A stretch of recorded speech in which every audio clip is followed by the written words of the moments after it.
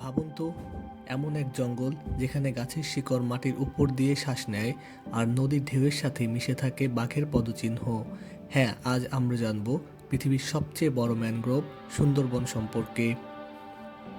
দক্ষিণ পশ্চিম বাংলাদেশ ও ভারতের পশ্চিমবঙ্গ জুড়ে বিস্তৃত এই বনভূমির নাম সুন্দরবন। এটি 1997 সালে ইউনেস্কো কর্তৃক বিশ্ব ঐতিহ্যবাহী স্থান হিসেবে স্বীকৃতি পায়।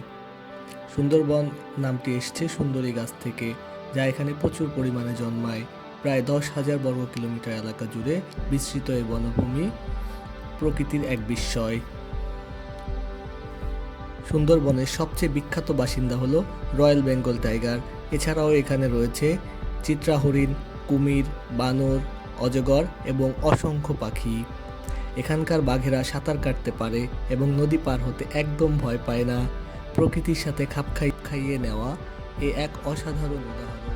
সুন্দরবনের গাছগুলো সাধারণ গাছের মতো নয়, এদের শিকড় মাটির উপরে উঠে আসে, যাকে বলে শ্বাসমূল।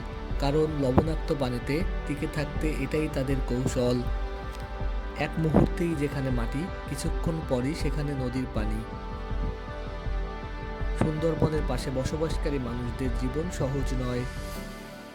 মধু সংগ্রাহক, জেলে ও কাঠুরিয়া প্রতিদিন জীবনের ঝুঁকি নিয়ে কাজ করেন। প্রকৃতি যেমন দেয় তেমনি নেয়ও। এই সুন্দরবন শুধু সৌন্দর্যের নয়, সংগ্রামেরও গল্প। সুন্দরবন আমাদের গর্ব, আমাদের সম্পদ।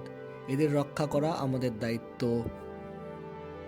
ভিডিওটি ভালো লাগলে লাইক, শেয়ার আর সাবস্ক্রাইব করতে ভুলবেন না।